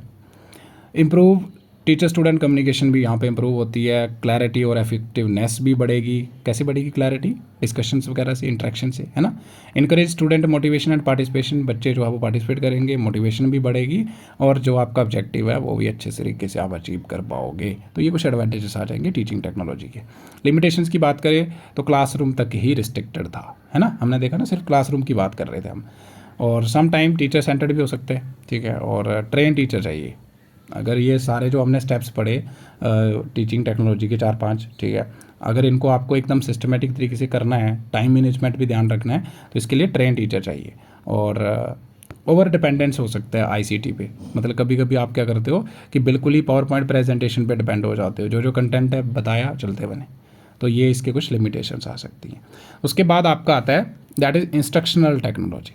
तो इंस्ट्रक्शनल टेक्नोलॉजी जैसे हमने ऊपर बात करी थी कि इट्स ब्रॉडर, ठीक है, और ये बियॉन्ड द क्लासरूम तक चीज़ों को कवर करता है, ठीक है। So instruction technology is broader than teaching technology, ठीक है। इसमें क्या होता है, अप्लाई करते हैं हम सिस्टम अप्रोच का, ठीक है, to the entire teaching learning process की बात होती है। यहाँ पे हमने देखा टीचिंग टेक्नोलॉजी में हम सिर्फ क्लासरूम की बात कर रहे थे, यहाँ पे हम पूरे टीचिंग लर्निंग प्रोसेस की बात करते हैं, ठीक है। सिस्टम अप्रोच भी पढ़ेंगे, ठीक है। अभी जैसे आपने देखा होगा कि यहाँ पे हम इनपुट, प्रोसेस और आपका क्या होता है आउटपुट, ठीक है, ये जिसको आउटकम कहते हैं, इन तीनों चीज़ों को एनालाइज किया जाता है, ठीक है, सिस्टम अप्रोच में। और it focus not only on the teacher but also on designing, implementing and evaluating instruction for effective learning के लिए। तो इसमें आपकी हर चीज़ जो है वो कवर होती है, ठीक है, डिटेल्ड में। Unlike teaching technology which is confined mainly to the classroom, ये मैंने आपको बताया कि टीचिंग टेक्नोलॉजी की तरह नहीं है ये, जो कि सिर्फ आपका क्लासरूम तक की जो है वो कन्फाइंड रहता था, बल्कि इंस्ट्रक्शन टेक्नोलॉजी की अगर हम बात करें तो होल प्रोसेस जो होता है आपका इंस्ट्रक्शन का, सेटिंग ऑब्जेक्टिव से लेके इवैल्यूएटिंग आउटकम तक ये उसके साथ डील करता है, ठीक है। अब यहाँ पे GUM लिथ जो है वो डिफाइन करते हैं इंस्ट्रक्शन टेक्नोलॉजी को, is concern with the design and evaluation of system of instruction that are reproducible and accountable. अगर आपको डेफिनेशन करनी है तो कर सकते हो, नहीं तो एली वाली सिंपल है। एली बोलते हैं कि instructional technology is the systematic way of designing, carrying out and evaluating the total process of learning and teaching in terms of specific objective। मतलब जो भी आपका उद्देश्य है, ठीक है, उसके हिसाब से चीज़ों को कैरी आउट करना और इवेल्युएट करना जो भी आपका टोटल टीचिंग लर्निंग का प्रोसेस है, ऑब्जेक्टिव जो भी आपका गोल होगा, ठीक है, उसके हिसाब से। नेचर क्या है आपका इंस्ट्रक्शनल टेक्नोलॉजी का, सिस्टमैटिक एंड साइंटिफिक होता है। अगेन सिस्टम अप्रोच का यूज़ होगा यहाँ पे, चीज़ें लॉजिकली चलेंगी, ठीक है, मतलब कुछ स्टेप्स होंगे जो कि एकदम लॉजिकल वे में फॉलो होंगे। लर्नर सेंटर्ड होता है, वो आपका टीचर्स ओरिएंटेड था, ठीक है, टीचिंग टेक्नोलॉजी। यहाँ पे इंडिविजुअल डिफरेंसेस पे फोकस किया जाएगा, ठीक है। लर्नर जो है उसकी पेस क्या है, उसकी नीड्स क्या है, उसके ऊपर फोकस किया जाएगा, ठीक है, उसके हिसाब से फिर चीज़ें बनाई जाएंगी। ऑब्जेक्टिव ओरिएंटेड होता है कि हमारा गोल क्या है, ठीक है, उसके हिसाब से हम यहाँ पे चीज़ें तैयार करेंगे। सो इंस्ट्रक्शनल या इंस्ट्रक्शंस इज़ प्लान्ड, ये इंस्ट्रक्शंस लिखो इसमें, instructions is planned around measurable learning objective, ठीक है, ये मैंने आपको बता दिया। आपको पता है ना बिहेवियरल ऑब्जेक्टिव आपके स्मार्ट होते हैं, इसकी फुल फॉर्म बताओ मेरे को क्या होती है तब तक, ठीक है, कमेंट सेक्शन में नीचे बताता हूँ वैसे मैं इसकी फुल फॉर्म। इसका होता है स्पेसिफिक, मेजरेबल, अटेनेबल, रेलिवेंट और टाइम बाउंड होने चाहिए आपके, ठीक है, और बिहेवियरल टर्म्स में होने चाहिए कि बिहेवियर में चेंज आनी चाहिए बच्चे के, ठीक है। तो उसके हिसाब से जो है वो यहाँ पे चीज़ें इंस्ट्रक्शंस जो है वो प्लान की जाती है। मल्टी डिसिप्लिनरी होता है, ठीक है, कि यहाँ पे हम क्या करते हैं, जब भी हम इंस्ट्रक्शनल टेक्नोलॉजी की बात कर रहे हैं तो हम अलग अलग फील्ड से जो है वो प्रिंसिपल्स यूज़ करते हैं, like psychological principles, communication theories, cybernetic, system engineering और मैनेजमेंट साइंस का यूज़ करते हैं। उसके बाद आपका आता है इवैल्यूएशन बेस्ड, कि यहाँ पे कंटिन्यूस फीडबैक और इवैल्यूएशन जो है वो होता रहता है एंड मॉडिफिकेशन होती रहती है टू इम्प्रूव इंस्ट्रक्शंस को इम्प्रूव करने के लिए। इंस्ट्रक्शंस मीन्स आपका कंटेंट की बात हो रही है यहाँ पे, ज़्यादा ये फोकस किस पे कर रहा है, कंटेंट पे, ठीक है।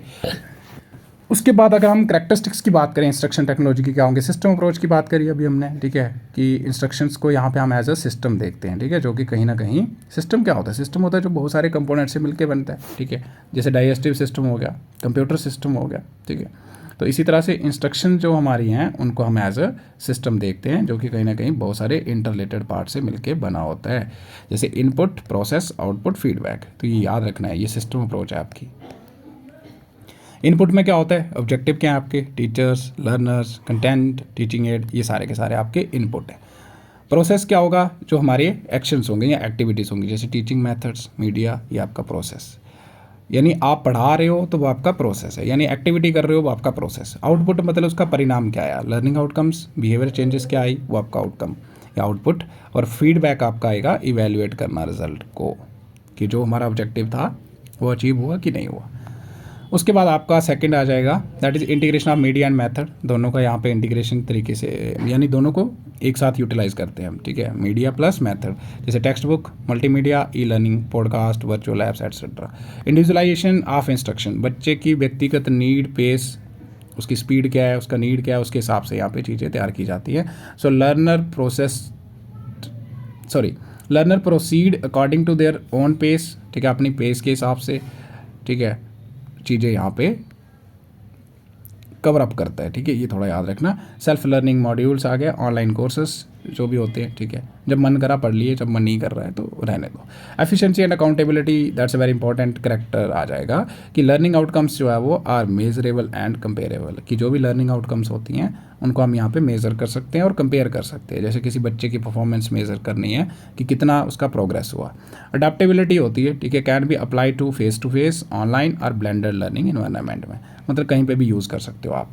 ठीक है, जैसे बच्चे को जो है वो पावर पॉइंट प्रेजेंटेशन भी दिखा रहे हो आप, साथ में आप उसको जो है वो यहाँ पे डायग्राम बना के भी दिखा रहे हो. ठीक है, आप साथ में उसको ओरली भी चीज़ें ट्रांसमिट कर रहे हो. ठीक है, सो वही आ गया कि इसको हम अप्लाई कर सकते हैं फेस टू फेस मोड में, यानी ऑफलाइन मोड जो होता है आपका, ऑनलाइन, या फिर ब्लेंडेड क्या होता है, बोथ, ऑनलाइन प्लस ऑफलाइन.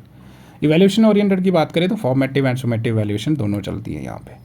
अब इंस्ट्रक्शन का मतलब ध्यान रखना कि यहाँ पे कंटेंट के ऊपर ज़्यादा फोकस है हमारा. ठीक है, कि जो भी कंटेंट दिया जाएगा बच्चे को वो कैसा होगा. ठीक है, और फॉर्मेटिव एंड समेटिव वैल्यूएशन दोनों चलती जाएंगी. फॉर्मेटिव मतलब ड्यूरिंग द कोर्स, जब हम उसको इंस्ट्रक्शंस दे रहे हैं, और समेटिव मतलब end of the course. Component क्या होते हैं इंस्ट्रक्शन टेक्नोलॉजी के, अभी आपको क्लैरिफाई हो जाएगा. सबसे पहले आपके इंस्ट्रक्शनल ऑब्जेक्टिव्स लाइक स्मार्ट होते हैं ये, यानी स्पेसिफिक होने चाहिए. ठीक है, जैसे the learner will be able to solve profit loss questions, है ना, तो वो आपका क्या आ जाएगा, स्पेसिफिक, है ना, मेजरेबल होगा. ठीक है, जो भी उसका रिजल्ट आएगा, परिणाम, और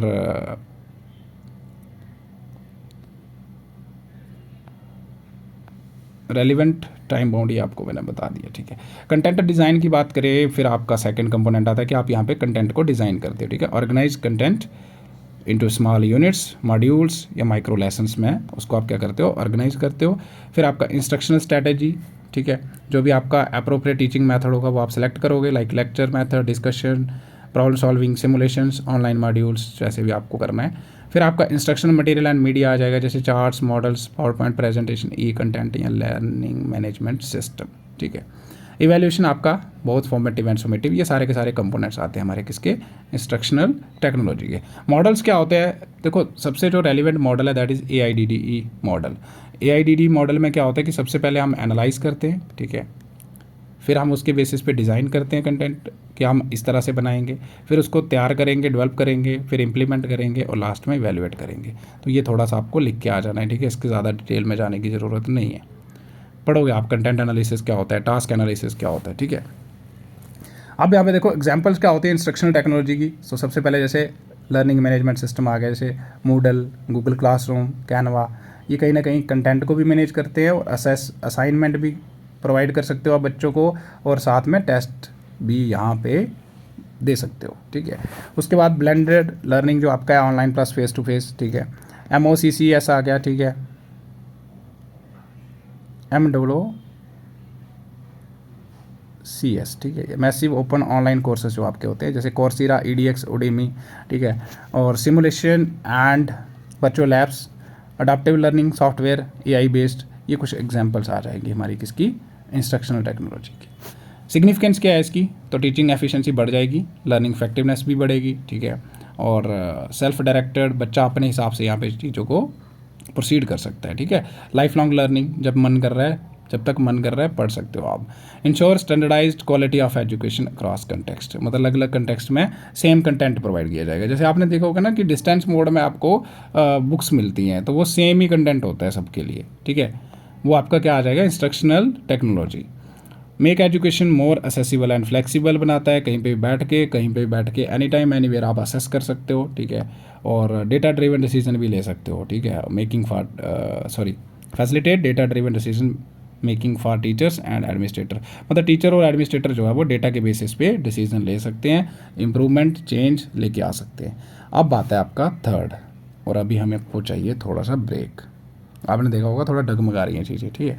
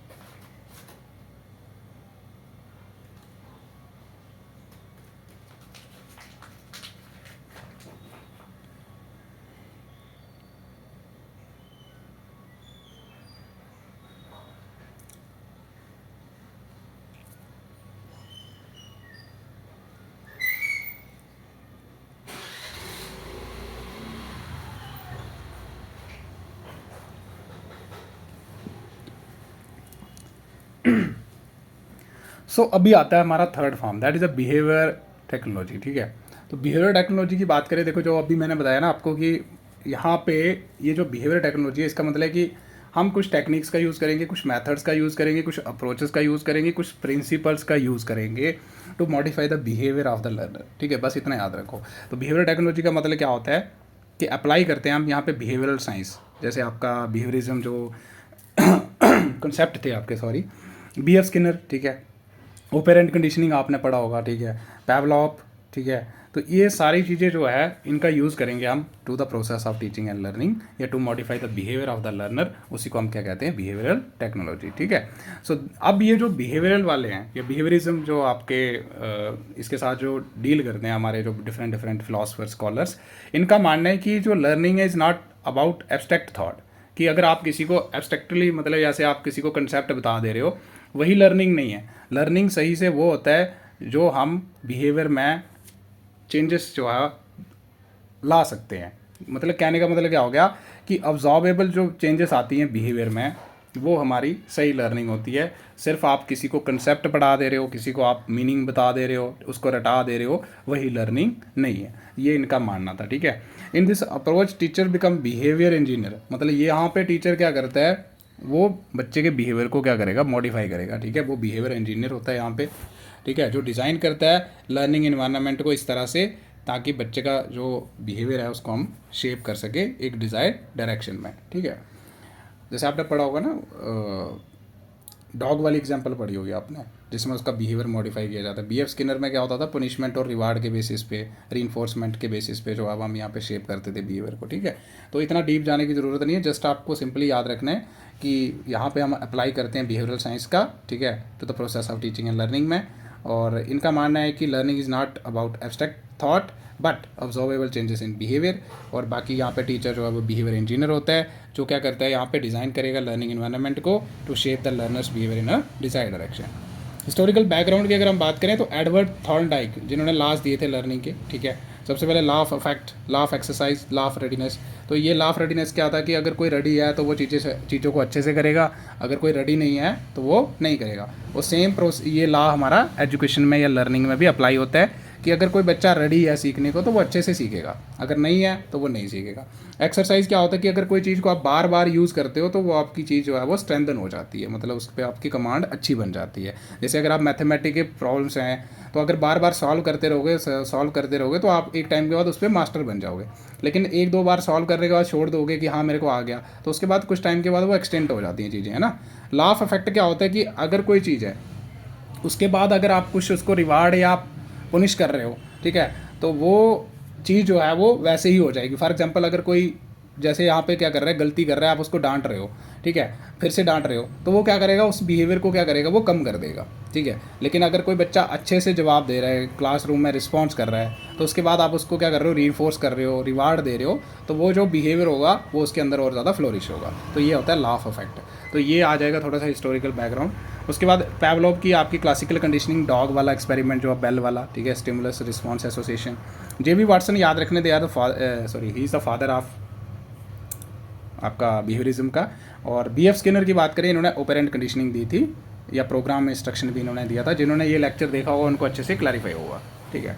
तो ऑपरेंट कंडीशनिंग में वही आ जाएगा, रीइंफोर्समेंट और पनिशमेंट के बेसिस पे, ठीक है। और डेफिनेशन की बात करें तो देखो बी.एफ. स्किनर ने जो है वो यहाँ पे बिहेवियरल टेक्नोलॉजी को डिफाइन करा है, is the application of principles of operant conditioning to the teaching learning process where behaviour is shaped and maintain by its consequences. तो इन्होंने क्या करा था कि अगर कोई बच्चा जो है वो पॉजिटिव बिहेवियर शो कर रहा है तो आप वहाँ पे उसको रिवार्ड वगैरह देते हो, है ना, स्टार्स वगैरह। लेकिन अगर कोई नेगेटिव बिहेवियर शो कर रहा है तो आप उसको वहाँ पे पुनिश करते हो, ठीक है। तो वही है कि कॉन्सिक्वेंसेस के बेस पे यहाँ पे आप बिहेवियर जो है वो शेप करते हो। उसके बाद जेम्स फिन जो है वो 1972, इन्होंने क्या करा, बिहेवियर टेक्नोलॉजी को डिफाइन करा और इन्होंने बोला behaviour technology refers to the application of scientific knowledge about human behaviour to the practical problem of education, ठीक है। कि जो हमारा साइंटिफिक नॉलेज है, ठीक है, ह्यूमन बिहेवियर के बारे में, जब हम उसका अप्लाई करते हैं प्रैक्टिकल प्रॉब्लम्स जो होती हैं हमारी एजुकेशन की, वहाँ पे including teaching and classroom management, उसको हम क्या बोलते हैं, बिहेवियरल टेक्नोलॉजी। तो ये थोड़ा सा कर लेना, रट लेना इसको। कोर प्रिंसिपल्स की बात करें तो लर्निंग इनके हिसाब से क्या था कि लर्निंग होता है बिहेवियरल में जो चेंजेस आती है, ठीक है, लर्निंग का मतलब यही नहीं है कि आप किसी को एब्स्ट्रैक्ट तरीके से सिखा रहे हो यानी डेफिनेशन से रटा रहे हो, नहीं। इनका मानना है कि बिहेवियर में चेंज आएगी तो हम मानेंगे लर्निंग हुई है, अदरवाइज नहीं। So if there is no observable change learning has not taken place, ये इनका कोर प्रिंसिपल है, ठीक है। उसके बाद सेकंड स्टिमुलस रिस्पॉन्स मैकेनिज्म, ये आपको मैंने अभी बताया था। जैसे लर्निंग आकर through association between a stimulus, interaction and response, यानी लर्नर का एक्शन, ये भी इनका मानना है कि स्टिमुलस रिस्पॉन्स के हिसाब से चीज़ें होती हैं, ठीक है। स्टिमुलस क्या है, जैसे आपने क्वेश्चन पूछा किसी बच्चे से, ठीक है, और रिस्पॉन्स क्या है कि बच्चे ने उसका जवाब क्या दिया, ठीक है। अगर बच्चा जवाब गलत दे रहा है तो आप नोटिंग करोगे, ठीक है। या फॉर एग्जांपल कोई बच्चा इनडिसिप्लिन क्रिएट कर रहा है क्लासरूम के अंदर, ठीक है, तो आप उसको जो है वो वहाँ पे डांट सकते हो, ठीक है। जिससे क्या होगा कि वो आने वाले टाइम में वो वाला बिहेवियर शो नहीं करेगा। तो स्टिमुलस रिस्पॉन्स, जैसे डॉग वाली एग्जाम्पल याद रख लो इसमें। उसके बाद रीइंफोर्समेंट, ये आपका आ जाएगा कि रिवार्ड स्ट्रेंथन डिजायर्ड बिहेवियर और पनिशमेंट वीकन अनडिजायर्ड वंस। ये भी आपको क्लैरिफाइड ही होगा कि अगर कोई बच्चा पॉजिटिव बिहेवियर शो कर रहा है, ठीक है, डिसिप्लिन मेंटेन रख रहा है, तो उसको हम रिवार्ड देंगे तो वो अच्छा आने वाले टाइम में वो बच्चा क्या करेगा, पॉजिटिव बिहेवियर ही शो करेगा, ठीक है, डिसिप्लिन ही रखेगा। लेकिन अगर कोई बच्चा इनडिसिप्लिन क्रिएट कर रहा है तो अगर आप उसको पनिश करते हो तो उससे क्या होगा, जो अनडिजायर्ड बिहेवियर था वो शो नहीं करेगा। तो ये रीइंफोर्समेंट आ जाएगा आपका, ठीक है। और इसमें आप ना स्टिमुलस रिस्पॉन्स में डॉग वाली एग्जांपल याद रखना कि जैसा जैसा स्टिमुलस दोगे वैसा वैसा रिस्पॉन्स करेगा। जिसमें वो डॉग था, ठीक है, बेल होती थी, तो पहले हमने बेल बजाई, ठीक है, मैं बता देता हूँ, पहले बेल बजाते थे, ठीक है। तो कुत्ता यहाँ पे जो डॉग था वो साल्वेशन नहीं करता था। फिर हमने क्या करा, बेल के साथ फूड लेके आए, तो फिर भी कुत्ते ने जो है वो साल्वेशन शुरू कर दी। लेकिन यहाँ पे कंडीशनल्स ये रिस्पॉन्स नहीं हुआ क्योंकि कुत्ते को अभी तक पता नहीं है कि बेल क्यों बजाई जा रही है। लेकिन जब बार बार हम ये चीज़ रिपीटेडली करते हैं कि बेल बजा रहे हैं खाना दे रहे हैं, बेल बजा रहे हैं खाना दे रहे हैं, फिर कुत्ते को पता चल गया कि बेल बजने पे खाना मिल रहा है। फिर अगली बार अगर हम फिर बेल ही बजाएंगे, सिर्फ बेल बजा रहे हैं, यहाँ पे खाना नहीं दे रहे हैं, कुत्ता फिर भी साल्वेशन करेगा। तो मतलब हमने उसका बिहेवियर क्या कर दिया, स्टिमुलस और रिस्पॉन्स के बेसिस पे शेप कर दिया। मतलब कुत्ते को पता चल गया ना कि बेल बज रही है तो खाना मिल रहा है, लेकिन यहाँ पे हमने अब सिर्फ बेल ही बजाई, खाना नहीं दिया, कुत्ता फिर भी साल्वेशन कर रहा है। तो मतलब हमने उसका बिहेवियर शेप कर दिया। दिस इज स्टिमुलस रिस्पॉन्स, ठीक है, पैवलोव वाली जो कंडीशनिंग थ्योरी थी। उसके बाद आता है shaping and modelling. Shaping and modelling की बात करें तो gradually guiding learner toward complex behaviour by reinforcing smaller steps. ये वही आ गया ना, जैसे डॉग को भी छोटे छोटे स्टेप से या धीरे धीरे से हमने क्या कर दिया, बेल खाना बेल खाना बेल खाना, तो एक टाइम के बाद उसका जो बिहेवियर था वो शेप कर दिया हमने, या मॉडल कर दिया। फीडबैक एंड करेक्शन, ये वही आ गया, immediate feedback is necessary for effective learning. ये भी इनका सिद्धांत है कि अगर इफेक्टिव लर्निंग अगर आपको चाहिए तो उसके लिए इमीडिएट फीडबैक देना बहुत ज़रूरी है। स्टेप्स क्या होते हैं बिहेवियरल टेक्नोलॉजी की अगर हम बात करें तो स्पेसिफिक बिहेवियरल ऑब्जेक्टिव, ये आपको पता है कि जो बिहेवियरल ऑब्जेक्टिव हैं ये आपके स्पेसिफिक होते हैं, विशेष होते हैं, दे शुड बी स्मार्ट होने चाहिए, ठीक है। स्पेसिफिक होने चाहिए, मेजरेबल होने चाहिए, अटेनेबल होने चाहिए, रेलिवेंट होने चाहिए और टाइम बाउंड होने चाहिए। और the student will be able to solve 15 addition यानी सम विद 95 एक्यूरेसी, 95% एक्यूरेसी, ये हमारा आ गया बिहेवियरल ऑब्जेक्टिव, ठीक है। फिर हम एनालाइज करेंगे लर्नर का बिहेवियर, ठीक है, जैसे उसकी करंट एबिलिटीज़ क्या है, क्या क्या उसको डिफ़िकल्टीज आ रही हैं, उसकी मोटिवेशन लेवल, उसका इन्वायरमेंट, ये फिर हम एनालाइज करेंगे। फिर हम टास्क का एनालिसिस करेंगे, that's very important. Task analysis क्या होता है कि जब आप देखो किसी को पढ़ाने जा रहे हो फॉर एग्जाम्पल कोई टॉपिक, तो जो आप टास्क करने वाले हो वो सारे के सारे आपको एनालाइज करने हैं, ठीक है। फिर उनको आपको अरेंज करना है कि पहले क्या करूँगा, मैं क्वेश्चन पूछूंगा, उनकी प्रीवियस नॉलेज टेस्ट करूँगा, उसके बाद मैं बच्चों को डिलीवर करूँगा कंटेंट, फिर बच्चों से एक्टिविटी करवानी है और लास्ट में आपको एवेल्युएट करना है। तो ये आपके टास्क आ जाते हैं। तो दिस इज टास्क एनालिसिस, है ना। फिर क्या करते हो आप, break complex learning into small units या स्टेप्स में करते हो, सिंपल टू कम्प्लेक्स। फिर डिज़ाइन करते हो आप रीइंफोर्समेंट प्लान, क्या होगा कि बच्चे को जो है वो अगर कोई करेक्ट रिस्पॉन्स दे रहा है, ठीक है, तो उसको decide how to reward correct response. हाँ भाई, कैसे रिवार्ड करोगे आप उसको, प्रेज करनी है, स्टार्स देने हैं, मार्क्स देने हैं, या प्रिविलेजेस देनी है। प्रिविलेजेस जैसे वही कि अगर कोई बच्चा मेरे को कल सुना के जाएगा तो उसको मैं जो है वो कल गेम का पीरियड अटेंड करने दूंगा, ठीक है, तो या फिर उसको अच्छे से कोई चॉकलेट दूंगा, ऐसे करके, जिसको टोकन रीइंफोर्समेंट कहते हैं। लर्निंग एंड प्रैक्टिस एक्टिविटीज़, तो पहला क्या बताया मैंने फिर से, स्पेसिफिक बिहेवियरल ऑब्जेक्टिव्स सेट करोगे, फिर आप एनालाइज करोगे लर्नर का बिहेवियर, टास्क को एनालाइज करोगे, देन आप रीइंफोर्समेंट प्लान कैसे रीइंफोर्स करना है, ठीक है, सही रिस्पॉन्स को। फिर लर्निंग एंड प्रैक्टिस एक्टिविटीज़ होंगी, ठीक है, रिपीटेड ड्रिल्स, प्रोग्राम्ड इंस्ट्रक्शंस बच्चों को प्रोवाइड करोगे, और last not least but immediate feedback, that's very important. Correct answer are reinforced instantly, errors corrected gently. मतलब अगर कोई बच्चा गलत रिस्पॉन्स कर रहा है उसको आप समझाओगे कि ऐसे नहीं ऐसे होता है, और अगर कोई सही से रिस्पॉन्स कर रहा है तो उसको आप रीइंफोर्स करोगे, वेरी गुड। फिर शेपिंग बिहेवियर, ठीक है, कम्प्लेक्स स्किल्स ग्रेजुअली जो है वो स्मॉल सक्सेसिव इंप्रूवमेंट से जो है वो आप क्या करोगे, बिल्ड करोगे। और इवैल्यूएशन लास्ट में आ जाएगा। सक्सेस जो है वो कंपेयर करोगे यहाँ पे लर्नर का बिहेवियर पहले कैसा था और आफ्टर इंस्ट्रक्शन कैसा है, ठीक है, कितना इंप्रूवमेंट आया उसमें। तो ये कुछ स्टेप्स आ जाएंगे आपके बिहेवियरल टेक्नोलॉजी के। अब टेक्निक्स क्या होती है बिहेवियरल टेक्नोलॉजी की, जैसे प्रोग्राम इंस्ट्रक्शन, तो इसके बारे में बताने की ज़रूरत नहीं है, ठीक है। इसका लेक्चर ऑलरेडी अपलोडेड है, डिटेल्ड में अपलोडेड है, ठीक है, जिसमें आपने लीनियर ब्रांचिंग पढ़ा हुआ। फिर टीचिंग मशीन्स का यूज़ कर सकते हो, ठीक है, जो कि आपके BF स्किनर ने डेवलप करा था सबसे पहले। ड्रिल एंड प्रैक्टिस, बार बार बच्चे को सेम चीज़ रिपीट करवाना ताकि उस चीज़ पे वो मास्टरी हासिल कर सके। टोकन इकोनॉमी सिस्टम भी होता है, ठीक है, कुछ बच्चों को जो है प्रिविलेजेस दी जाती है, जैसे अच्छे ग्रेड्स दे दिए, ठीक है, बच्चे को बोल दिया कि अगर कोई कल पढ़ के आएगा तो उसको अच्छे से यहाँ पे मैं चॉकलेट दूंगा, ठीक है। कंट्रैक्ट एंड कंटिन्यूंसी मैनेजमेंट और बिहेवियर मॉडिफिकेशन टेक्निक का यूज़ कर सकते हो, ये कुछ एग्जांपल्स आप लिख सकते हो। अब स्ट्रेंथ की बात करें क्या है बिहेवियरल टेक्नोलॉजी की, तो क्लियर स्ट्रक्चर होगा, ऑब्जेक्टिव आपके सामने सामने सामने यहाँ पे रहता है कि क्या अचीव करना है हमें।